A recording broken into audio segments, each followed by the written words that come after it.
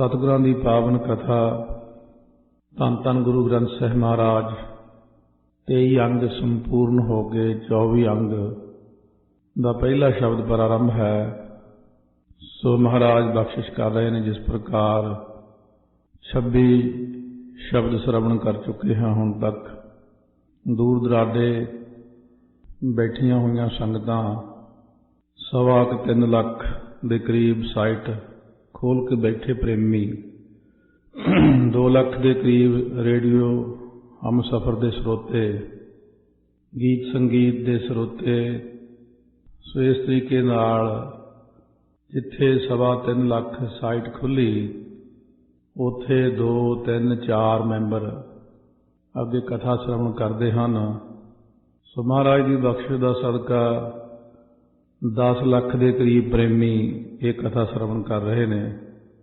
सो गुरु साहब जी की कृपा हुई है। गुरु नानक साहब ने सृष्टि नूं तारन लई मनुख नूं सोझी पाउण लई ये पावन कथा गुरु साहब की धुर की बाणी की कथा शब्द की विचार मनुख के अंदर सोझी पाउण लई लोक परलोक सवारन लई सतगुरु महाराज आप त्रुठे हैं। किरपा की है गुरु ग्रंथ साहिब महाराज ने। गुरता गद्दी के मालक विराजमान हैं। सतगुरु महाराज की हजूरी विच सड़ के संगतां आनंद माण रहीआं ने। शाम के समय ते गुरु नानक प्रकाश विच धन गुरु नानक देव जी की पावन कथा अवतार तो लैके बाल लीला श्री सुल्तानपुर साहब मोदी खाने विच महाराज संगतां नूं तार रहे हैं। सो लगभग 30 घंटिया की CD रिलीज हो चुकी सवेर की कथा की अते 30 घंटिया की लगभग CD जो कल नूं संगतां च वंडी जाएगी शाम की कथा की। सो इस तरह संगतां विच परिवारां विच बच्चों विच श्रवण करके गुरु साहब प्रति प्रीत पैदा हुंदी प्यार पैदा हुंदा है। अते गुरु नानक देव जी किड्डे परोपकारी नाम जपाउण वाले संसार नूं तारन वाले गरीबां दे मददगार लोड़वंदां नूं कपड़ा देण वाले रोटी देण वाले अते नाम जपा के संसार तो तारन वाले सतगुरु धन गुरु नानक देव जी महाराज बख्शिश कर रहे ने अपने ते। 24 अंग तो प्रारंभ होंदी है कथा। अज श्री राग महला पहला घर तीजा। श्री राग दे विच पहले पातशाह गुरु नानक देव जी घर तीजा। तीसरा घर सुरतार तो भाव 16 मात्रा विच 3 ताला विच गाउणा शब्द है। सतगुरु महाराज ने कृपा की है। एक काजी ने आके सतगुरु महाराज ने बेनती की है कि मेरे ते कृपा करो, मैनू इहो जिहा ढंग दसो असीं पिंड विच अपना खेतीबाड़ी आदि का कारज करते हैं।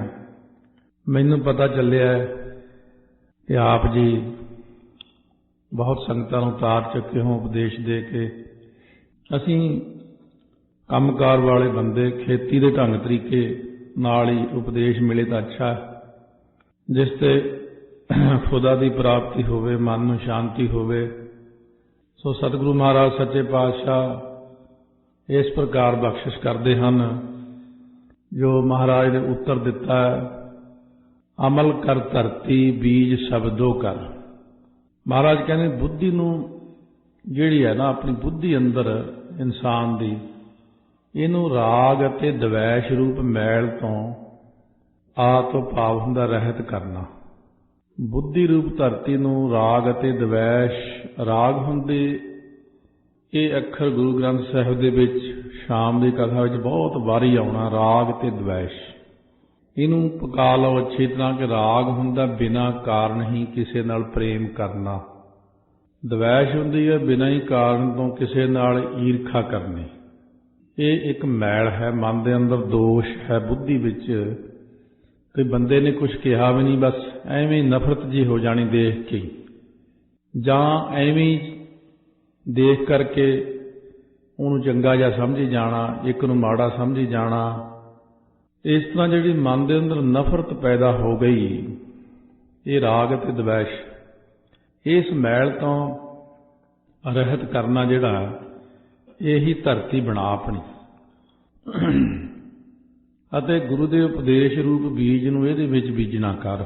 ਬੀਜ ਜੋ ਜੱਜੇ ਔਂਕੜ, ਗੁਰੂ ਦਾ ਉਪਦੇਸ਼ ਜਿਹੜਾ ਏਕਤਾ ਵਾਲਾ ਉਪਦੇਸ਼ ਹੈ, ਇੱਕ ਓਂਕਾਰ ਦਾ ਉਪਦੇਸ਼ ਹੈ, ਅੱਲਾਹੂ ਅਕਬਰ ਜਿਹੜਾ ਤੂੰ ਕਹਿਣਾ ਕਿ ਪਰਮਾਤਮਾ ਵੱਡਾ ਹੈ, ਅੱਲਾ ਕੇਵਲ ਇੱਕ ਹੈ।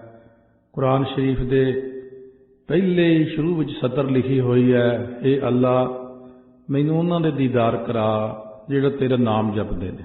ਲਿਖਿਆ ਕਿ ਨਹੀਂ? ਹਾਂ ਮਹਾਰਾਜ, ਸੱਚ। ਮਹਾਰਾਜ ਕਹਿੰਦੇ ਤੂੰ ਕਦੇ ਅਮਲ ਕੀਤਾ ਉਹਦੇ ਤੇ ਕਿ ਰੱਬ ਦੇ ਬੰਦਿਆਂ ਦੇ ਦਰਸ਼ਨ ਕਰਨੇ ਅਤੇ ਦੁਨੀਆ ਨੂੰ ਰਾਗ ਦਵੈਸ਼ ਤੋਂ ਰਹਿਤ ਹੋ ਕੇ ਦੇਖਣਾ। ਇਸ ਕਰਕੇ ਗੁਰੂ ਅਰਜਨ ਦੇਵ ਮਹਾਰਾਜ ਨੇ ਜਿਵੇਂ ਸ੍ਰੀ ਸੁਖਮਨੀ ਸਾਹਿਬ ਦੇ ਵਿੱਚ ਬਚਨ ਕੀਤਾ ਹੈ ਨਾ, ਇਹ ਤਾਂ ਹੁਣ ਆਪਾਂ ਦੱਸ ਰਹੇ ਹਾਂ ਕਿ ਜਬ ਲਾਗਿਓ ਜਾਨਾ ਬੈਰੀ ਮੀਤ, ਤਬ ਲਗ ਨਿਹਚਲ ਨਾਹੀ ਚੀਤ। ਬੰਦੇ ਨੇ ਆਪਣਾ ਮਨ ਟਿਕਾਉਣਾ ਤਾਂ ਫਿਰ ਮਨ ਦੇ ਅੰਦਰੋਂ ਅਕਾਰਨ ਵੈਰ ਜਿਹੜਾ ਰੱਖਿਆ ਹੋਇਆ, ਅਕਾਰਨ ਹੀ ਮਿੱਤਰਤਾ ਰੱਖੀ ਹੋਈ ਹੈ, ਇਹਨਾਂ ਦੋਨਾਂ ਦਾ ਤਿਆਗ ਕਰੇ, ਫਿਰ ਜਾ ਕੇ ਮਨ ਦੇ ਅੰਦਰ ਸਥਿਰਤਾ ਬਣਦੀ ਹੈ।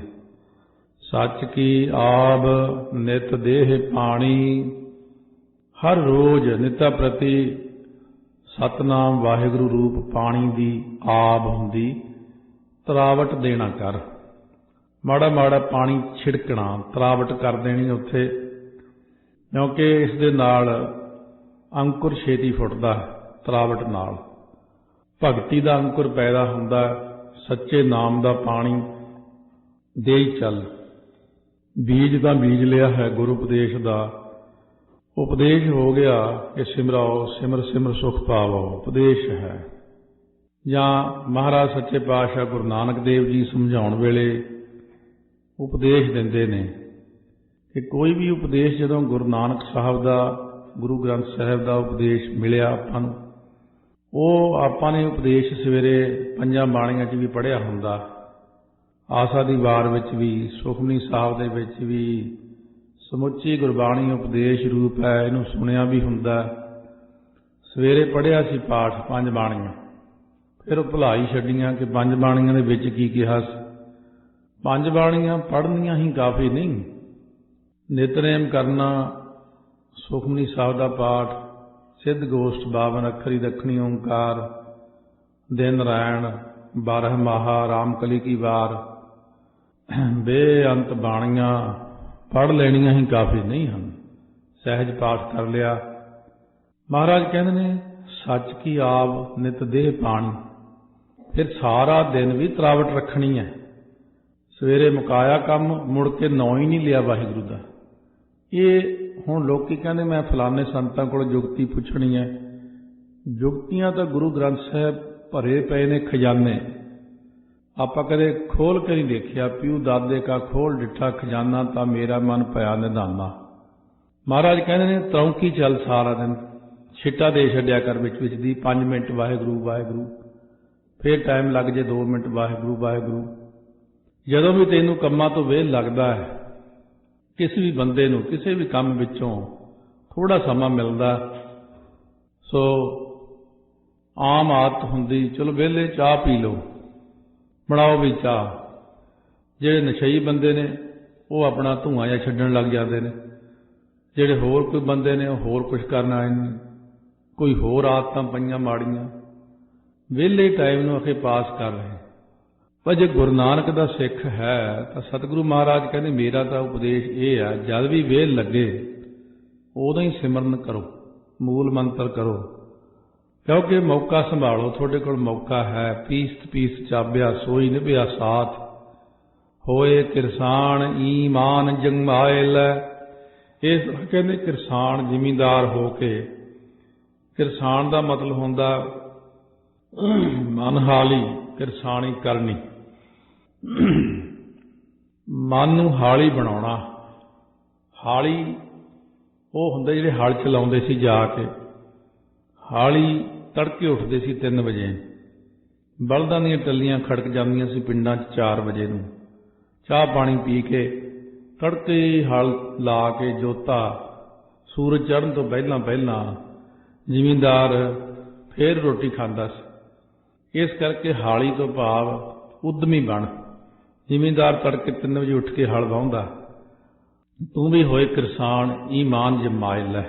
ਉਦਮੀ ਬਣ ਕੇ ਆਪਣੇ ਈਮਾਨ ਤੋਂ ਭਾਵ ਧਰਮ ਨੂੰ ਉਤਪਤ ਕਰ। ਧਰਮ ਦਾ ਜਿਹੜਾ ਉਤਪਤ ਕਰਨਾ ਇਹੋ ਖੇਤੀ ਜਮਾ, ਇਹੀ ਬੋਲ ਹੈ। ਸੋ ਮਨ ਹਾਲੀ ਕਿਰਸਾਨੀ ਕੀ ਕਰਨੀ, ਖੇਤੀ ਕਿਹੜੀ ਕਰਨੀ ਹੈ? ਕਰਨੀ ਜਿਹੜੀ ਪਰਮੇਸ਼ਰ ਦੀ ਭਗਤੀ ਕਰਨੀ ਹੈ, ਖੇਤੀ ਕਰ। ਭਿਸਤ ਦੋਜਕ ਮੂੜੇ ਏਵ ਜਾਣੀ। ਭਿਸਤ ਹੁੰਦੀ ਬਿਹਿਸ਼ਤਾਂ ਨੂੰ, ਬਿਹਿਸ਼ਤ ਕਹਿੰਦੇ ਸਵਰਗ, ਦੋਜਕ ਕਹਿੰਦੇ ਨਰਕ।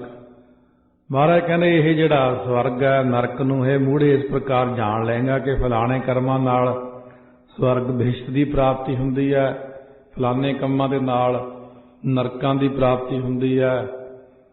ਬਿਹਿਸ਼ਤ ਦੋਜਕ ਜਿਹੜੇ ਸਵਰਗ ਨਰਕ ਨੂੰ ਅਤੇ ਮੂੜਤਾ ਅਮੂੜਤਾ ਨੂੰ ਇਵੇਂ ਕਿਵੇਂ ਭਾਵ ਤੁੱਛ ਕਰਕੇ ਜਾਣ ਲਏਗਾ। ਕਿਆ ਨਰਕ ਕਿਆ ਸੁਰਗ ਵਿਚਾਰੇ ਸੰਤਨ ਦੋ ਰਾਦੇ। ਇਹ ਉਪਦੇਸ਼ ਅਲੱਗ-ਅਲੱਗ ਕਿਸਮ ਦਾ, ਗ੍ਰਸਤੀ ਨੂੰ ਉਪਦੇਸ਼ ਅਲੱਗ ਕਿਸਮ ਦਾ ਥੋੜ੍ਹਾ ਜਿਹਾ, ਸੰਤਾਂ ਮਹਾਤਮਾ ਨੂੰ ਉਪਦੇਸ਼ ਥੋੜ੍ਹਾ ਜਿਹਾ ਹੋਰ ਵੱਖਰੇ ਢੰਗ ਦਾ ਹੁੰਦਾ। ਮਹਾਰਾਜ ਉਪਦੇਸ਼ ਕਰਤਾ ਦੇਖਣਾ ਕਿਹਨੂੰ ਕਰਦੇ ਨੇ। ਇੱਥੇ ਇੱਕ ਉਪਦੇਸ਼ ਦਿੱਤਾ ਮਹਾਰਾਜ ਸੱਚੇ ਪਾਤਸ਼ਾਹ ਨੇ ਕਾਜੀ ਨੂੰ।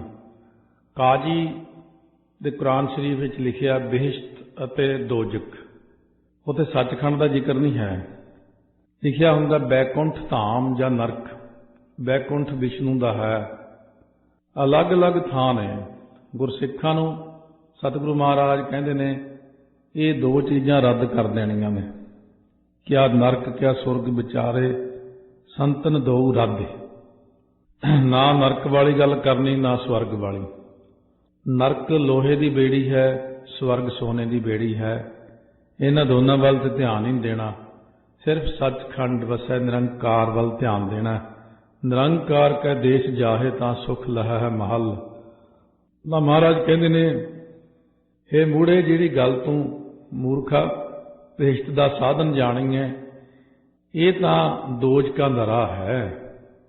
ਜਿਹਨੂੰ ਤੂੰ ਸਮਝਦਾ ਕਿ ਮੈਂ ਜਿਹੜੀ ਇੱਕ ਉਹ ਹੈ ਜੋ ਗ੍ਰੰਥ ਵਿੱਚ ਗੱਲ ਲਿਖੀ ਸੀ ਤੇਰੇ, ਇੱਕ ਉਹ ਹੈ ਜੋ ਤੁਸੀਂ ਲੋਕਾਂ ਨੇ ਆਪਣੀ ਮਰਜ਼ੀ ਨਾਲ ਧਰਮ ਬਣਾਇਆ। ਕੁਰਾਨ ਸ਼ਰੀਫ ਦੇ ਵਿੱਚ ਲਿਖਿਆ ਕਿ ਜੇ ਇੱਕ ਪੱਤਾ ਵੀ ਤੋੜ ਲਈਏ ਦਰਖਤ ਦਾ ਤਾਂ ਗੁਨਾਹ ਲੱਗਦਾ। ਸੋ ਜੇ ਸ਼ਾਮ ਦੇ ਸਮੇਂ ਉਹ ਦਾਤਣ ਨਹੀਂ ਤੋੜਦੇ, ਕਹਿੰਦੇ ਦਰਖਤ ਨੂੰ ਛੇੜਨਾ ਨਹੀਂ, ਤੇ ਤੂੰ ਕੀ ਕਰ ਰਿਹਾ? ਤੂੰ ਆਪਣੇ ਮਨ ਦੇ ਅੰਦਰ ਸੋਚ। ਸਤਿਗੁਰੂ ਮਹਾਰਾਜ ਸਾਰੀ ਖਲਕਤ ਨੂੰ ਉਪਦੇਸ਼ ਕਰਦਿਆਂ ਹੋਇਆਂ ਕਹਿੰਦੇ ਨੇ ਕਿ ਜੋ ਹੁਣ ਆਪਾਂ ਆਈਏ ਆਪਣੇ ਤੇ, ਜੋ ਗੁਰੂ ਗ੍ਰੰਥ ਸਾਹਿਬ ਦੇ ਵਿੱਚ ਲਿਖਿਆ ਹੋਇਆ ਉਸ ਉਪਦੇਸ਼ ਨੂੰ ਕਮਾਉਣ ਦਾ ਯਤਨ ਕਰੀਏ। ਬਹੁਤ ਸਾਰੇ ਮਨੁੱਖ ਰਲ ਕੇ, ਮੈਜੋਰਟੀ ਇਕੱਠੀ ਹੋ ਕੇ ਇੱਕ ਨਵਾਂ ਹੀ ਕਾਨੂੰਨ ਜਿਹਾ ਬਣਾ ਲੈਂਦੇ ਆਪਣੇ ਕੋਲੋਂ ਹੀ, ਉਹਨੂੰ ਧਰਮ ਦੇ ਅਨੁਸਾਰ ਲਾਗੂ ਕਰ ਦਿੰਦੇ ਨੇ ਕਿ ਇਹੀ ਧਰਮ ਹੈ। ਅਸੀਂ ਗੁਰੂ ਗ੍ਰੰਥ ਸਾਹਿਬ ਦੇ ਸਿੱਖ ਹਾਂ, ਅਸੀਂ ਗੁਰੂ ਗ੍ਰੰਥ ਸਾਹਿਬ ਦੇ ਬਚਨ ਮੰਨਣੇ ਨੇ। ਇਉਂ ਤਾਂ ਕੋਈ ਵੀ ਕਿਤੇ 100 ਬੰਦਾ ਇਕੱਠਾ ਹੋ ਕੇ ਕੋਈ ਵੀ ਗੱਲ ਕਰ ਦੇਵੇਗਾ, ਫਿਰ ਹੋਰ ਕੋਈ 100 ਇਕੱਠਾ ਹੋ ਕੇ ਉਹ ਗੱਲ ਕਰ ਦੇਵੇਗਾ। ਇਸ ਕਰਕੇ ਸਤਿਗੁਰੂ ਗ੍ਰੰਥ ਸਾਹਿਬ ਮਹਾਰਾਜ ਦੀ ਸੇਧ ਸਭ ਤੋਂ ਵਧੀਆ ਹੈ। ਸਹਿਜ ਪਾਠ ਕਰੋ, ਅਰਥ ਦੇਖੋ ਕੀ ਨੇ, ਜਾਂ ਸੁਣੋ ਤੇ ਮਹਾਰਾਜ ਕਹਿੰਦੇ ਉਹਦੇ ਅਨੁਸਾਰ ਚੱਲੋ। ਮਤ ਜਾਣ ਸਹਿ ਗੱਲੀ ਪਾਇਆ। ਇਹ ਨਾ ਜਾਣ ਕੇ ਪਤੀ ਪ੍ਰਮਾਤਮਾ ਗੱਲਾਂ ਨਾਲ ਪਾਇਆ ਜਾਂਦਾ। ਮਾਲਕ ਹੈ ਮਾਣੈ ਰੂਪ ਕੀ ਸੋਭਾ, ਇਤ ਵਿਧੀ ਜਨਮ ਗਵਾਇਆ ਰਹਾਓ। ਮਾਲਕ ਹੈ ਮਾਣੈ, ਗਊਆਂ ਮੱਝਾਂ ਘੋੜੇ। ਸੋ ਇਸੇ ਪ੍ਰਕਾਰ ਹੁਣ ਕਾਰਾਂ ਮੋਟਰਾਂ ਹੋਰ ਸਮਾਨ, ਇਹ ਮਾਲ ਆਦਿਕ ਦੇ ਮਾਣ ਵਿੱਚ ਅਤੇ ਸੁੰਦਰ ਰੂਪ ਦੀ ਸੋਭਾ ਵਿੱਚ ਤੂੰ ਲੱਗਿਆ ਹੋਇਆ ਹੈ। ਇਸ ਤਰੀਕੇ ਨਾਲ ਤੂੰ ਜਿਹੜਾ ਮਨੁੱਖਾ ਜਨਮ ਸੀ ਇਹਨੂੰ ਅਮੋਲਕ ਨੂੰ ਐਵੇਂ ਹੀ ਗਵਾ ਲਿਆ ਬਿਨਾਂ ਹੀ ਕਿਸੇ ਗੱਲ ਤੋਂ। ਕਿਉਂਕਿ ਇਹ ਜਿਹੜਾ ਸਾਡਾ ਸਰੀਰ ਹੈ ਅਤੇ ਮਨ ਹੈ, ਇਹਨਾਂ ਦੀ ਦਸ਼ਾ ਕੀ ਹੈ? ਐਬ ਤਨ ਚਿੱਕੜੋ ਇਹੋ ਮਨ ਮੀਡਕੋ। ਸਰੀਰ ਕਰਕੇ ਜਿਹੜੇ ਐਬ ਕਰਨੇ ਨੇ, ਪਾਪ ਕਰਮ ਕਰਨੇ ਨੇ, ਇਹ ਤਾਂ ਮਨ ਦਾ ਚਿੱਕੜ ਹੈ। ਇਹਦੇ 'ਚ ਜਿਹੜਾ ਇਹ ਸਾਡਾ ਮਨ ਹੈ, ਇਹ ਮੀਂਡਕੋ ਤੋਂ ਭਾਵ ਡੱਡੂ ਬਣਿਆ ਹੋਇਆ। ਐਬ ਚਿੱਕੜ ਮਨ ਰੂਪ ਡੱਡੂ, ਇਹ ਜਾਲੇ ਹੀ ਖਾਂਦਾ ਰਹਿੰਦਾ। ਡੱਡੂ ਵਿਸ਼ੇ ਵਿਕਾਰ ਸਰੀਰ ਦੇ ਅੰਦਰ ਇਹ ਵੀ ਚੀਜ਼ਾਂ ਨੇ। ਜਿੱਥੇ ਕਮਲ ਦਾ ਫੁੱਲ ਹੁੰਦਾ ਸਰੋਵਰ ਦੇ ਵਿੱਚ, ਉੱਥੇ ਜਾਲੇ ਵੀ ਹੁੰਦੇ ਨੇ। ਡੱਡੂ ਜਾਲਾ ਖਾਂਦਾ, ਹੋਰ ਕਈ ਤਰ੍ਹਾਂ ਦੀਆਂ ਕੀੜੇ ਮਕੌੜੇ ਜੇ ਖਾਈ ਜਾਂਦਾ। ਕਮਲ ਕੀ ਸਾਰ ਨਹੀਂ ਮੂਲ ਪਾਈ, ਇਹਨੇ ਮਨ ਦੇ ਸ਼ੁਭ ਗੁਣਾ ਰੂਪ ਕਮਲ ਫੁੱਲਾਂ ਦੀ ਸੰਭਾਲ ਕਦਾ ਚਿੱਤ ਵੀ ਨਹੀਂ ਪਾਈ। ਮਨ ਦੇ ਅੰਦਰ ਜਿੱਥੇ ਔਗਣ ਨੇ ਉੱਥੇ ਸ਼ੁਭ ਗੁਣ ਵੀ ਨੇ। ਅਸਥੂਲ ਸਰੀਰ ਰੂਪ ਛੱਪੜ ਵਿੱਚ ਤ੍ਰਿਸ਼ਨਾ ਦਾ ਰੂਪ ਜਲ ਹੈ ਤੇ ਪਾਪਾਂ ਰੂਪ ਚਿੱਕੜ ਹੈ। ਇਸ ਮਨ ਰੂਪ ਡੱਡੂ ਨੇ ਹਮੇਸ਼ਾ ਚਿੱਕੜ ਵੱਲ ਧਿਆਨ ਦਿੱਤਾ ਹੈ, ਖੁਸ਼ ਰਹਿੰਦਾ ਚਿੱਕੜ 'ਚ ਲਿਟ ਕੇ। ਸੋ ਜਿਸ ਪ੍ਰਕਾਰ ਕਿੰਨਾ ਹੀ ਹਾਥੀ ਨਹਾ ਲੇ, ਉਹਨੂੰ ਉੱਪਰ ਸਵਾਹ ਪਾਉਣ ਦੀ ਆਦਤ ਹੈ। ਮਹਾਰਾਜ ਕਹਿੰਦੇ ਜੇ ਖੋਤੇ ਦੇ ਉੱਤੇ ਚੰਦਨ ਮਲ ਦੀਏ, ਜਚਾ ਦੀਏ, ਫਵਾ ਦੀਏ, ਕਹਿੰਦੇ ਉਹ ਸਵਾਹ 'ਚ ਹੀ ਲਿਟਣ ਲੱਗ ਜਾਂਦਾ ਜਾ ਕੇ। ਇਸ ਤਰ੍ਹਾਂ ਹੋਰ ਬਹੁਤ ਸਾਰੇ ਜਾਨਵਰਾਂ ਨੂੰ ਆਦਤ ਹੈ। ਸੂਰ ਜਿਹੜਾ ਉਹ ਚਿੱਕੜ 'ਚ ਲਿਟ ਕੇ ਹੀ ਖੁਸ਼ ਰਹਿੰਦਾ। ਮਹਾਰਾਜ ਕਹਿੰਦੇ ਇਹ ਜਿਹੜੀਆਂ ਆਦਤਾਂ ਨੇ, ਬੰਦਾ ਬਣ ਕੇ ਪਸ਼ੂਆਂ ਵਾਲੀਆਂ ਆਦਤਾਂ ਨੇ, ਇਹਨਾਂ ਉੱਤੇ ਕਾਬੂ ਪਾ ਆਪਣੀਆਂ ਤੇ ਆਪਾਂ ਚਿੱਕੜ ਵਾਲੇ ਬੰਦੇ ਨਹੀਂ ਹਾਂ। ਪੰਖ ਜੋ ਮੋਹ ਪਗ ਨਹੀਂ ਚਾਲੈ, ਹਮ ਦੇਖਾ ਤਹ ਡੂਬੀ ਅਲੇ। ਉਹ ਪੰਕਜ ਤੋਂ ਭਾਵ ਚਿੱਕੜ। ਮਨ ਏਕ ਨ ਚੇਤ ਸਮੂੜ ਮਨਾ, ਹਰ ਬਿਸਰਤ ਤੇਰੇ ਗੁਣ ਗਲਿਆ। ਇਹ ਮਨ ਰੂਪ ਡੱਡੂ ਨੇ ਕਮਲ ਰੂਪ ਪਰਮਾਤਮਾ ਦੀ ਸਾਰ ਸੰਭਾਲ, ਮੂਲ ਤੋਂ ਅਰਥ ਹੈ ਮੂਲ ਹੈ ਲੱਲੇ ਸਿਹਾਰੀ, ਕਦਾ ਚਿੱਤ ਵੀ ਨਹੀਂ ਪਾਈ। ਮਨ ਦੇ ਅੰਦਰ ਕਮਲ ਵੀ ਹੈ, ਹਿਰਦਾ ਕਮਲ। ਹਿਰਦੇ ਕਮਲ ਦੇ ਵਿੱਚ ਹਿਰਦਾ ਕਮਲ ਮੈਂ ਹਰ ਕਾ ਬਾਸ। ਹਿਰਦੇ ਕਮਲ ਦੇ ਵਿੱਚ ਹਰੀ ਦਾ ਵਾਸਾ ਵੀ ਹੈ। ਸਰੀਰ ਦੇ ਅੰਦਰ ਨਾਮ ਵੀ ਹੈ, ਸਰੀਰ ਦੇ ਅੰਦਰ ਵਿਕਾਰ ਵੀ ਹੈ। ਪਰ ਆਪਾਂ ਨੇ ਸਾਰ ਪਾਉਣੀ ਹੈ। ਡੱਡੂ ਵਾਲਾ ਜੀਵਨ ਨਹੀਂ ਮਹਾਰਾਜ ਕਹਿੰਦੇ ਬਣਾਉਣਾ। ਭੌਰ ਉਸਤਾਦ ਨਿਤ ਭਾਖਿਆ ਬੋਲੇ, ਕਿਉਂ ਬੂਝੈ ਜਾਣਹਿ ਬੁਝਾਈ। ਆਤਮਿਕ ਰਸ ਦੇ ਆਨੰਦ ਨੂੰ ਮਾਨਣ ਵਾਲਾ ਜਿਹੜਾ ਉਸਤਾਦ ਗੁਰੂ ਰੂਪ ਭੰਮਰਾ ਹੈ, ਉਹ ਰੋਜ਼ ਆਪਣੇ ਪਵਿੱਤਰ ਮੁਖਾਰਬਿੰਦ ਤੋਂ ਭਾਖਿਆ ਬੋਲਦਾ, ਭਾਵ ਬਾਣੀ ਬੋਲਦਾ। ਸਤਿਗੁਰੂ ਭਾਖਿਆ ਹੋਇਆ ਜੋ ਧੁਰਕੀ ਬਾਣੀ ਉਹਦੇ ਦੁਆਰਾ ਹਰ ਰੋਜ਼ ਬੋਲਦੇ ਨੇ ਮਹਾਰਾਜ। ਇਹ ਮਨ ਨੂੰ ਸਮਝ ਹੀ ਨਹੀਂ ਆਉਂਦੀ। ਤਾਂ ਕਿਸ ਪ੍ਰਕਾਰ ਨਾਲ ਮਹਾਰਾਜ ਕਹਿੰਦੇ ਕਿਉਂ ਬੂਝੈ, ਕਿਵੇਂ ਸਮਝ ਨਾ ਕਰੇ, ਜਾਂ ਨਹਿ ਬੁਝਾਈ। ਜਦੋਂ ਇਹ ਬੰਦਾ ਸਮਝਦਾ ਹੀ ਨਹੀਂ ਹੈ, ਤਾਂ ਇਹ ਬੰਦੇ ਨੂੰ ਜਦੋਂ ਇਸ ਗੱਲ ਦੀ ਸਮਝ ਹੀ ਨਹੀਂ ਆਈ ਹੈ, ਬੂਝ ਹੀ ਨਹੀਂ ਆਈ ਹੈ, ਤਾਂ ਇਹ ਕਿਵੇਂ ਸਮਝ ਸਕਦਾ। ਆਖਣ ਸੁਣ ਨਾ ਪਾਉਣ ਕੀ ਬਾਣੀ, ਇਹ ਮਨ ਰੱਤਾ ਮਾਇਆ। ਜਿਹਦਾ ਇਹ ਮਨ ਮਾਇਆ 'ਚ ਰੱਤਿਆ ਹੋਇਆ, ਹਮੇਸ਼ਾ ਮਾਇਆ 'ਚ ਰੱਤਿਆ ਹੋਇਆ ਮਨ ਹਮੇਸ਼ਾ ਮਾਇਆ ਦੀ ਗੱਲ ਕਰਦਾ। ਸ਼ਾਮ ਦੀ ਕਥਾ ਵਿੱਚ ਬਾਬਾ ਕਲਿਆਣ ਚੰਦ ਜੀ ਦਾ ਇਹ ਰੋਲ ਦਿਖਾਇਆ। ਉਹ ਜਦੋਂ ਵੀ ਗੁਰੂ ਨਾਨਕ ਦੇਵ ਜੀ ਨੂੰ ਮਿਲਦੇ ਨੇ, ਕਿੰਨੇ ਪੈਸੇ ਜੋੜੇ ਨੇ, ਕਿਉਂ ਨਹੀਂ ਜੋੜੇ ਨੇ, ਮੇਰਾ ਘਰ ਉਜਾੜ ਦਿੱਤਾ, ਬਹੁਤ ਸਾਰੀਆਂ ਐਸੀਆਂ ਚੀਜ਼ਾਂ। ਉਹ ਇੱਕ ਪੂਰੀ ਜਿਵੇਂ ਮਾਇਆ ਅੰਦਰ ਵਸੀ ਹੁੰਦੀ ਹੈ। ਪੈਸੇ ਤੋਂ ਬਿਨਾਂ ਦੂਜੀ ਗੱਲ ਨਹੀਂ ਕਰਦੇ। ਇੱਕ ਪਾਸੇ ਗੁਰੂ ਨਾਨਕ ਦੇਵ ਜੀ ਨੇ ਉਹ ਤਿਆਗ ਹੀ ਕਰਦੇ ਨੇ। ਉਹ ਕਹਿੰਦੇ ਪਿਤਾ ਜੀ ਮਾਇਆ ਆਉਣੀ ਜਾਣੀ ਖੇਡ ਹੈ, ਇੱਧਰ ਆ ਗਈ, ਇੱਧਰ ਚਲਾਤੀ ਬਸ। ਆਖਣ ਸੁਣਨਾ ਪਾਉਣ ਕੀ ਬਾਣੀ, ਇਹ ਮਨ ਰੱਤਾ ਮਾਇਆ। ਉਹ ਪੁਰਸ਼ ਦਾ ਜਿਹੜਾ ਨਾ ਆਖਣ ਤੋਂ ਭਾਵ ਗ੍ਰੰਥਾਂ ਦਾ ਪੜ੍ਹਨਾ ਜਾਂ ਸ਼ਾਸਤਰਾਂ ਦਾ ਉਚਾਰਨਾ ਤੇ ਸ਼ਾਸਤਰਾਂ ਦਾ ਸੁਣਨਾ, ਪਾਉਣ ਕੀ ਬਾਣੀ ਹਵਾ ਦੇ ਬੁੱਲੇ ਵਾਂਗੂ ਨਿਸਫਲ ਹੈ। ਜਿਹੜੇ ਬੰਦੇ ਦਾ ਮਨ ਮਾਇਆ 'ਚ ਰੰਗਿਆ ਹੋਇਆ, ਇਹੋ ਤਨ ਮਾਇਆ ਪਾਹਿਆ ਪਿਆਰੇ, ਲੀਤੜਾ ਲੱਭ ਰੰਗਾਏ। ਮੇਰਾ ਕੰਤ ਨਾ ਭਾਵੈ ਚੋਲੜਾ ਪਿਆਰੇ, ਕਿਉਂ ਧਨ ਸੇਜਿਆ ਜਾਏ।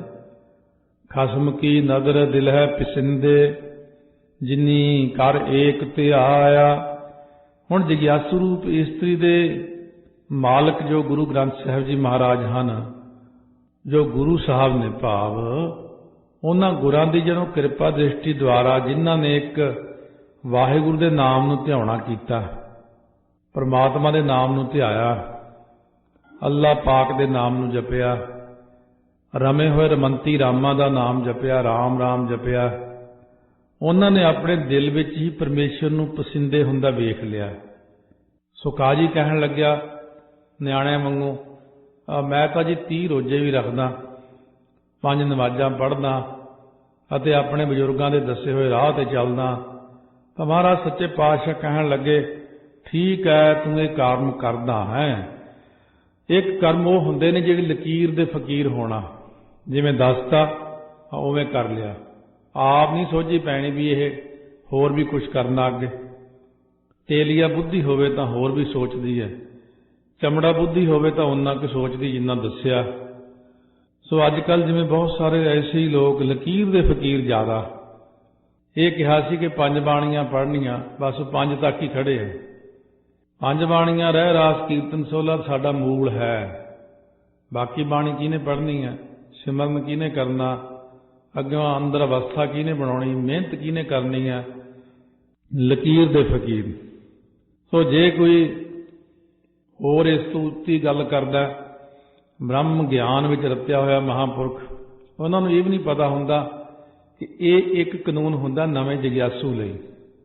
ਇੱਕ ਸੋ ਐਸੀਆਂ ਗੱਲਾਂ ਹੁੰਦੀਆਂ ਜਦੋਂ ਥੋੜ੍ਹੇ ਜਿਹੇ ਉੱਪਰ ਹੋ ਜਾਂਦੇ ਆ, ਫਿਰ ਉਹ ਚੀਜ਼ਾਂ ਹਟ ਜਾਂਦੀਆਂ ਆਪਣੇ ਆਪ ਹੀ। ਗਿਆਨੈ ਕਾਰਨ ਕਰਮ ਅਭਿਆਸ, ਗਿਆਨ ਭਇਆ ਤੋ ਕਰਮ ਹੈ ਨਾਸ।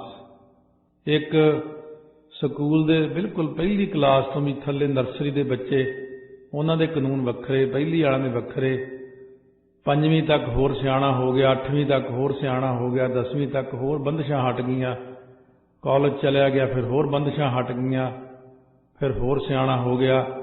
ਪਹਿਲਾਂ ਤਾਂ ਆਪਾਂ ਨੂੰ ਹੀ ਛੱਡ ਕੇ ਆਉਣਾ ਪੈਂਦਾ, ਲਿਆਉਣਾ ਪੈਂਦਾ। ਪਹਿਲਾਂ ਤਾਂ ਖਿਡਾਈ ਹੋ ਜਾਂਦੇ ਖਿਡੌਣੇ ਜੇ, ਹੌਲੀ ਹੌਲੀ ਸਿਆਣਾ ਹੋ ਗਿਆ, ਹੁਣ ਆਪੇ ਚਲਿਆ ਜਾਂਦਾ, ਆਪੇ ਆ ਜਾਂਦਾ। ਸੋ ਇਸ ਤਰ੍ਹਾਂ ਪਹਿਲਾਂ ਬਹੁਤੇ ਪੈਸੇ ਨਹੀਂ ਦੇਈਦੇ ਨਿਆਣੇ ਨੂੰ ਵੀ ਖਰਾਬ ਨਾ ਹੋ ਜਾਏ ਕਿਤੇ, ਫਿਰ ਹੁਣ ਸਿਆਣਾ ਹੋ ਗਿਆ ਜੋੜ ਕੇ ਰੱਖਦਾ, ਬਹੁਤਾ ਸਿਆਣਾ ਹੋ ਗਿਆ ਤਾਂ ਫਿਰ ਸਾਰਾ ਕੁਝ, ਬਹੁਤ ਸਿਆਣਾ ਹੋ ਗਿਆ ਤਾਂ ਸਾਰੀ ਜਾਇਦਾਦ ਹੀ ਮਿਲ ਜਾਂਦੀ। ਸਿਆਣਾ ਕੰਮ ਨੂੰ ਚੁੱਕਿਆ ਮੁੰਡੇ ਨੇ, ਕਹਿੰਦੇ ਮਾਂ ਬਾਪ। ਮਹਾਰਾਜ ਕਹਿੰਦੇ ਇਸ ਤਰ੍ਹਾਂ ਸਾਰੇ ਜਗਿਆਸੂ ਹੈ। ਜਗਿਆਸੂ ਨੂੰ ਅਸੀਂ ਜਦੋਂ ਪਹਿਲੀ ਮਰਿਆਦਾ ਦੱਸਦੇ ਹਾਂ ਉਦੋਂ ਅਸੀਂ ਬਹੁਤ ਸੰਭਾਲ ਰੱਖਦੇ ਹਾਂ ਉਹਦੀ। ਹੌਲੀ ਹੌਲੀ ਜਦੋਂ ਦੇਖਦੇ ਹਾਂ ਕਿ ਹਾਂ ਹੁਣ ਮਰਿਆਦਾ ਨੂੰ ਚੁੱਕਣ ਜੋਗਾ ਹੋ ਗਿਆ, ਫਿਰ ਥੋੜ੍ਹਾ ਜਿਹਾ ਹੋਰ ਕੰਸੈਸ਼ਨ ਦਿੰਦੇ ਨੇ ਮਹਾਰਾਜ। ਥੋੜ੍ਹੀ ਥੋੜ੍ਹੀ ਅੱਗੇ ਅੱਗੇ ਜਾ ਕਰਕੇ ਕਿਰਪਾ ਹੁੰਦੀ ਜਾਂਦੀ, ਅੰਦਰ ਪ੍ਰਕਾਸ਼ ਹੁੰਦਾ ਜਾਂਦਾ, ਸੋਝੀ ਪੈਦਾ ਹੋ ਜਾਂਦੀ। ਕਈ ਚੀਜ਼ਾਂ ਸਤਿਗੁਰੂ ਆਪ ਸਮਝਾਈ ਜਾਂਦੇ ਨੇ। ਪਰ ਇਹਨਾਂ ਗੱਲਾਂ ਨੂੰ ਤਾਂ ਸਮਝੀਏ ਜੇ ਕਿਸੇ ਨੂੰ ਭਰੋਸਾ ਹੋਵੇ ਕਿ ਮਹਾਰਾਜ ਨਾਲ ਨੇ। ਜਦੋਂ ਸਤਿਗੁਰੂ ਸਾਡੇ ਨਾਲ ਹੋ ਕੇ ਸਾਨੂੰ ਅੰਦਰੋਂ ਸੋਝੀ ਪਾਉਂਦੇ ਨੇ, ਸਮਝਾਉਂਦੇ ਨੇ, ਤਾਂ ਸਾਡੇ ਅੰਦਰੋਂ ਵਿਸ਼ੇ ਵਿਕਾਰ ਆਪਣੇ ਆਪ ਮੁੱਕਦੇ ਤੁਰੇ ਜਾਂਦੇ ਨੇ। ਇਸ ਤਰ੍ਹਾਂ ਸਤਿਗੁਰੂ ਮਹਾਰਾਜ ਸੱਚੇ ਪਾਤਸ਼ਾਹ ਗੁਰੂ ਨਾਨਕ ਦੇਵ ਜੀ ਕਹਿੰਦੇ, ਠੀਕ ਹੈ, ਤੂੰ ਇਹ ਜਿਹੜੀਆਂ ਚੀਜ਼ਾਂ ਸ਼ੁਰੂ ਵਿੱਚ ਸਿੱਖੀਆਂ ਸੀ ਉਹ ਤੂੰ ਕਰਦਾ। 30 ਕਰ ਰੱਖੇ 5 ਕਰ ਸਾਥੀ, 9 ਸ਼ੈਤਾਨ ਮਤ ਕੱਟ ਜਾਏ। 30 ਰੋਜ਼ਿਆਂ ਨੂੰ ਰੱਖਣਾ ਕਰਦਾ, ਚੰਗੀ ਗੱਲ ਹੈ। 5 ਨਮਾਜ਼ਾਂ ਵੀ ਪੜ੍ਹਨੀਆਂ ਚਾਹੀਦੀਆਂ, ਪਰ ਇਹ ਗੱਲ ਚੇਤੇ ਰੱਖੀ ਕਿ ਤੇਰਾ ਸਾਥੀ ਜਿਹਦਾ ਨਾਂ ਸ਼ੈਤਾਨ ਹੈ ਨਾ, ਕਾਮਦੇਵ, ਹੰਕਾਰ, ਉਹ ਡੰਗ ਨਾ ਮਾਰ ਜਾਣ ਕਿਤੇ ਹੋਰ ਮਤਾਂ। ਕਿਤੇ ਤੂੰ ਅਖੇ 30 ਰੋਜ਼ੇ ਰੱਖੇ ਨੇ, 5 ਨਮਾਜ਼ਾਂ ਵੀ ਪੜ੍ਹੀਆਂ ਨੇ, ਜੇ ਤੂੰ ਗਲਤੀ ਕਰ ਗਿਆ ਕੋਈ ਫਿਰ ਕੁਰਹਿਤ, ਉਹਦਾ ਧਿਆਨ ਰੱਖੀ। ਕਿਤੇ ਹੰਕਾਰ ਹੀ ਕਰ ਜਾਏ, ਥਾਂ ਥਾਂ ਤੇ ਪ੍ਰਚਾਰ ਕਰਦਾ ਫਿਰੇ ਆਪਣਾ, ਮੈਂ ਤਾਂ 30 ਰੋਜ਼ੇ ਰੱਖਦਾ ਜੀ, 5 ਨਮਾਜ਼ਾਂ ਪੜ੍ਹੀ ਦੀਆਂ ਨੇ, ਕਿਤੇ ਆਪਣਾ ਪ੍ਰਚਾਰ ਹੀ ਦੁਨੀਆ 'ਚ ਕਰਦਾ ਫਿਰੇ। ਮਤਾਂ ਕਿਤੇ ਹੰਕਾਰ ਕਰ ਜਾਵੇਂ, ਮਤਾਂ ਕਿਤੇ ਕਾਮ ਕ੍ਰੋਧ ਲੋਭ ਮੋਹ ਹੰਕਾਰ ਤੈਨੂੰ ਕੱਟ ਜਾਣ। ਇਹਨਾਂ ਸੱਪਾਂ ਸ਼ੈਤਾਨਾਂ ਦਾ ਧਿਆਨ ਰੱਖਣਾ ਪੈਂਦਾ। ਨਾਨਕ ਆਖੈ ਰਾਹੇ ਪੈ ਚੱਲਣਾ। ਹੁਣ ਗੁਰੂ ਨਾਨਕ ਦੇਵ ਜੀ ਕਹਿੰਦੇ, ਕਾਜੀ ਤੂੰ ਆਖਦਾ ਕਿ ਮੈਂ ਆਪਣੇ ਬਜ਼ੁਰਗਾਂ ਦੇ ਦੱਸੇ ਹੋਏ ਰਸਤੇ ਤੇ ਚੱਲਦਾ ਜੀ, ਚੰਗੀ ਗੱਲ ਹੈ, ਬਜ਼ੁਰਗਾਂ ਦੇ ਕਹੇ ਅਨੁਸਾਰ ਬੰਦੇ ਨੂੰ ਚੱਲਣਾ ਚਾਹੀਦਾ। ਪਰ ਅਸੀਂ ਇਹ ਕਹਿੰਦੇ ਤੂੰ ਆਪਣੇ ਬਜ਼ੁਰਗਾਂ ਦੇ ਦੱਸੇ ਹੋਏ ਰਾਹ ਉੱਪਰ ਨਹੀਂ ਚੱਲਦਾ, ਕਿਉਂਕਿ ਕਾਰਜ ਦੁਆਰਾ ਕਾਰਨ ਦਾ ਅਨੁਮਾਨ ਹੁੰਦਾ। ਜੇ ਤੂੰ ਬਜ਼ੁਰਗਾਂ ਦੇ ਦੱਸੇ ਹੋਏ ਰਾਹ ਉੱਤੇ ਚੱਲਦਾ, ਫਿਰ ਮਾਲ ਧਨ ਕਿਤ ਕੂ ਸੰਜਿਆਹੀ। ਕਹਿੰਦੇ ਮਾਲ ਧਨ ਨੂੰ ਫਿਰ ਕਿਤ ਕੂ ਕਿਸ ਵਾਸਤੇ ਸੰਜਿਆਹੀ ਤੋਂ ਭਾਵ ਇਕੱਠਾ ਕਰ ਰਿਹਾ। ਇਹ ਇੱਕ ਤੇਰਾ ਉੱਪਰਲਾ ਦਿਖਾਵਾ। ਦੇਖੋ ਜੀ ਅਸੀਂ ਤਾਂ ਬਜ਼ੁਰਗਾਂ ਦੀਆਂ ਗੱਲਾਂ ਤੇ ਚੱਲਦੇ ਹਾਂ, ਅਸੀਂ ਤਾਂ ਜੀ ਮਹਾਰਾਜ ਦੇ ਆਖੇ ਲੱਗਦੇ ਹਾਂ, ਪਰ ਮਹਾਰਾਜ ਕਹਿੰਦੇ ਇਕੱਠਾ ਤਾਂ ਸਭ ਕੁਝ ਹੀ ਕਰੀ ਜਾਂਦਾ, ਕਿੱਥੇ ਲੈ ਕੇ ਜਾਣਾ। ਜਿਵੇਂ ਦੁਨੀ ਚੰਦ ਨੂੰ ਮਹਾਰਾਜ ਨੇ ਉਪਦੇਸ਼ ਕੀਤਾ, ਕਾਰੂ ਨੂੰ ਉਪਦੇਸ਼ ਕੀਤਾ, ਮਲਕ ਭਾਗੋ ਨੂੰ ਉਪਦੇਸ਼ ਕੀਤਾ, ਉਹਨਾਂ ਨੂੰ ਸਮਝਾਇਆ ਸੀ। ਸ੍ਰੀ ਰਾਗ ਮਹੱਲਾ ਪਹਿਲਾ ਘਰ ਚੌਥਾ। ਹੁਣ ਸਤਿਗੁਰੂ ਮਹਾਰਾਜ ਸੱਚੇ ਪਾਤਸ਼ਾਹ ਤੋਂ माल धन दे त्यागण वालियां गल्लां सुन के काजी ते मुल्लां ने कहा, तुसीं बड़े मौले हो, रब दे बंदे हो, तो ये दसो कि कदे माल धन दे त्यागण नाल भी गुजारा हो सकदा बंदे दा? बई जे असीं छड्ड दईए सारा कुछ फिर तो बच्चे रोटी कित्थों खाणगे, आ किवें होएगा? दुनियावी गल जी कीती जिवें अजकल लोग करदे ने। सतगुरु साझा उपदेश आपां सारिआं नूं करके समझाउंदे ने। कहंदे मैं मौला नहीं, मौला तां परमात्मा ही है। सोई मौला जिन जग मौलिया, हरिया कीया संसार। कहंदे वो परमात्मा ही मौला जिन्हें सारे जगत नूं मौलिया तो भाव खिड़ाया अते सारे संसार नूं हरा भरा कीता। वो परमात्मा ही मौला जी ने सारे जगत नूं मौलाया। और काजी कहण लगा मौलाए दा की अर्थ है? महाराज कहने हरिया कीया संसारो, जी ने सारे संसार नूं हरा भरा कीता। आब खाक जिन बंद रहाई, धन सिरजनहार।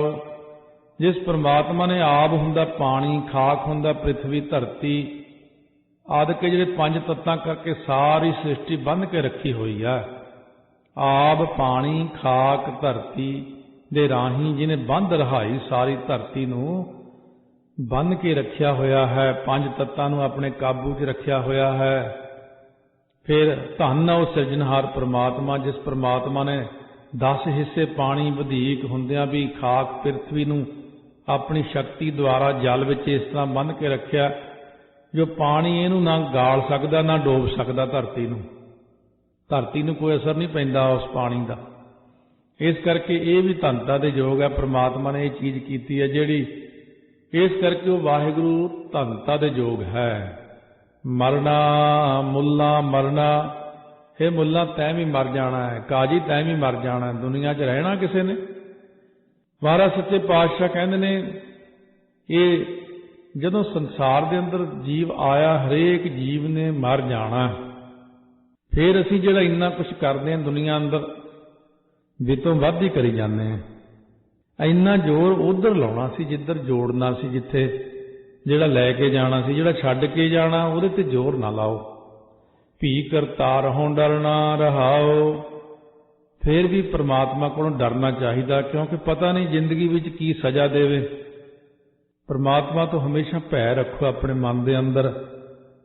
महाराज कहने मुल्ला जिसने करतार वाहिगुरू ने डर नूं धार के जीवित भाव तो मरना कीता ना, वो फिर मरदा नहीं कदे। जीवित भाव तो मरना चंगा, भाव जीव पुणे विचों निकल जाना चंगा।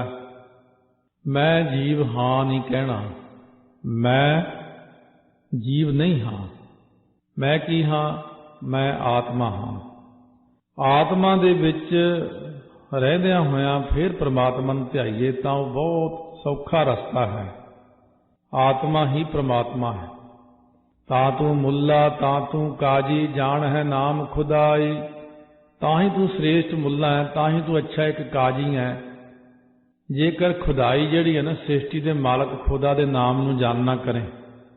जिस वेले मुल्ला ने अपनी पढ़ी हुई विद्या का बहुत सारा मान किया, सतगुरु महाराज सच्चे पातशाह कहते हैं ये मान नहीं करीदा। क्योंकि मसीत विच जिहड़ा लड़कियां नूं फारसी इलम पढ़ाउंदा उहनूं मुल्ला कहंदे ने, जिहड़ा न्याय करदा बैठ करके उहनूं काजी कहंदे ने। इस करके सतगुरु कहंदे ने ये जिहड़ा पढ़ाउण दा पढ़े होए विद्या दा मान हंकार है, जे बहुतेरा पढ़िया होवै को रहै ना भरीऐ पाई। महाराज कहने जे कोई बहुता ही सारा पढ़िया होवे, जिन्ना मर्जी पढ़ जे बंदा, तो मौत के सामने तो कोई ना ठहर सकता जिन्ना मर्जी पढ़िया होवे। जिस वेले पाई तो भाव दाणियां नाल, ये पाई हुंदी पुराने समय दे विच पाई एक मिणती दे भांडे दा नाम। सो 4 चड़ोपियां दा एक टोपा हुंदा ते 4 टोपियां दी एक पाई हुंदी है। पड़ोपी विच अध सेर दाणे हुंदे, टोपी विच 2 सेर दाणे हुंदे ने ते पाई विच 8 सेर दाणे हुंदे ने। इस तरह ये मिणती दे भांडे हुंदे ने।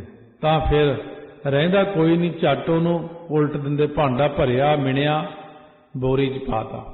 मिणती पुरानी हुंदी सी, ये भांडे राही मिणती करनी। पाई एक इस तरह की चीज़ सी कि ਉਹਦੇ ਵਿੱਚ बिल्कुल छोटी जी गली करके कौली ਦੇ ਵਿੱਚ पानी वाली बाल्टी 'ਚ रख देनी। ਉਹਦੇ ਵਿੱਚ ਹੌਲੀ ਹੌਲੀ ਪਾਣੀ ਥੱਲਿਓਂ ਪਈ ਜਾਂਦਾ, ਵੱਡਾ ਸਾਰਾ ਭਾਂਡਾ, ਛੋਟਾ ਭਾਂਡਾ। ਜਦੋਂ ਕੌਲੀ ਡੁੱਬ ਗਈ ਤਾਂ ਸਮਝਣਾ ਅੱਧਾ ਘੰਟਾ ਹੋ ਗਿਆ। ਐਂ ਟਾਈਮ ਮਿਣਦੇ ਹੁੰਦੇ ਸੀ ਪੁਰਾਣੇ।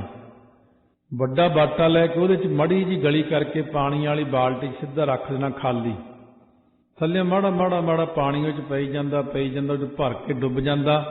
ਉਦੋਂ ਘੜਿਆਲੀ 1 ਘੰਟਾ ਵਜਾ ਦਿੰਦਾ ਵੀ 1 ਘੰਟਾ ਹੋ ਗਿਆ ਹੁਣ।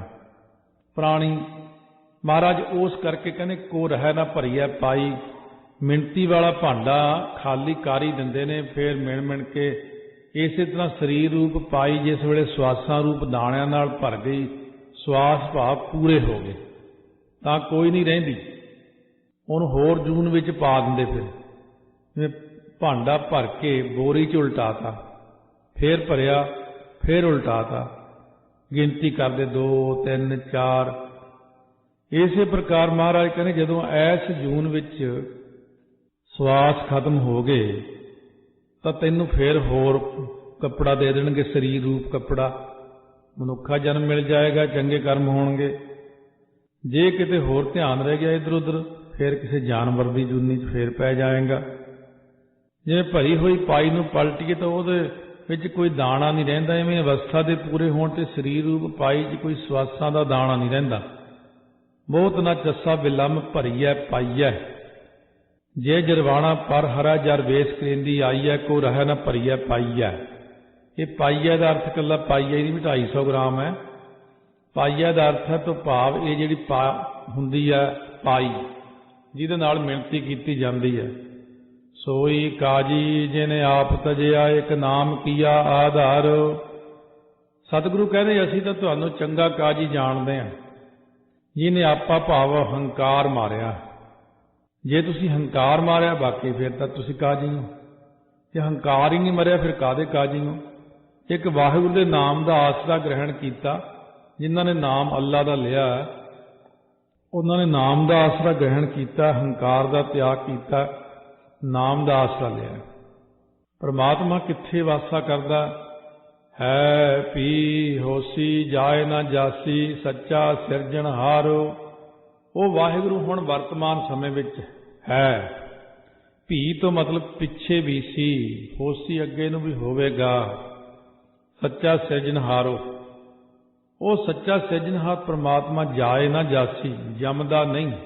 ਜਾਏ ਦਾ ਅਰਥ ਹੈ ਜੰਮਣਾ, ਨਾ ਜਾਸੀ ਮਰ ਕੇ ਜਾਂਦਾ ਨਹੀਂ, ਕਿਉਂਕਿ ਉਹ ਵਾਹਿਗੁਰੂ ਸਾਰਿਆਂ ਦਾ ਸਿਰਜਣੇ ਵਾਲਾ ਪਰਮਾਤਮਾ। ਉਹਨੇ ਕਿੱਥੇ ਜਾਣਾ? ਨਾ ਜਾਣਾ ਨਾ ਆਉਣਾ।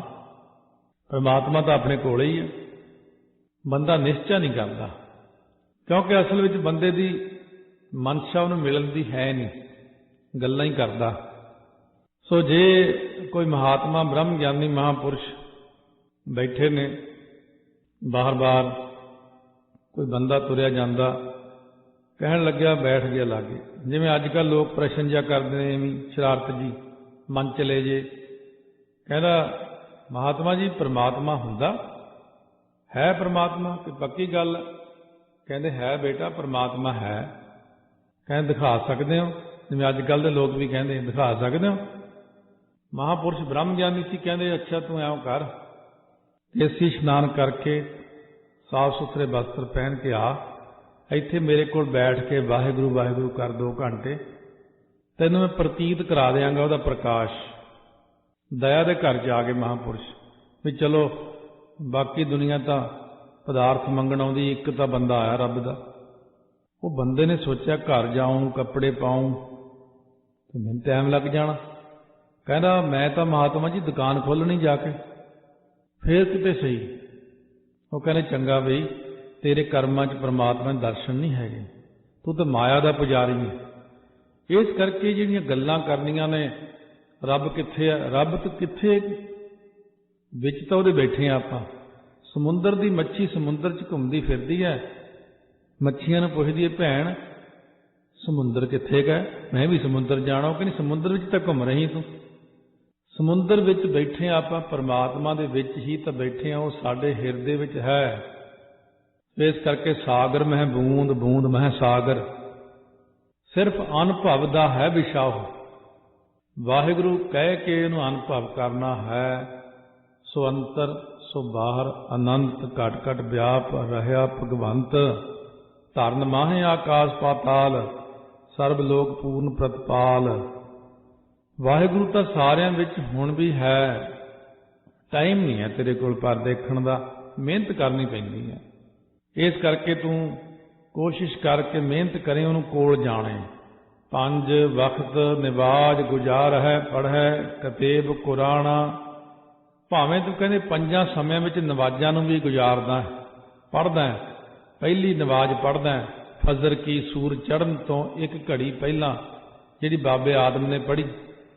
दूजी नवाज जोहर की 12 बजे तो पिछों 1 बजे के करीब इब्राहिम ने जिहड़ी पढ़ी। तीजी नवाज असर दी लौडे वेले 4 घड़ी दिन रहिंदे पढ़नी यूनुस ने पढ़ी। सियाल विच 4 बजे, गर्मी विच 6 बजे। चौथी नवाज हुंदी मगरबी, दिन दे छुपण वेले ईसा ने पढ़ी। पंजवीं नवाज हुंदी ईसा दी 4 घड़ी रात गई तो पढ़ी, मूसे पैगंबर ने पढ़ी। सियाल विच 8 बजे, गर्मी विच 9 बजे के करीब पढ़ते हैं। 4 किताबां जिहड़ियां कुरान, अंजील, तौरेत, जंबूर। 5 वक्त निवाज गुजार है पढ़े कतेब कुराना।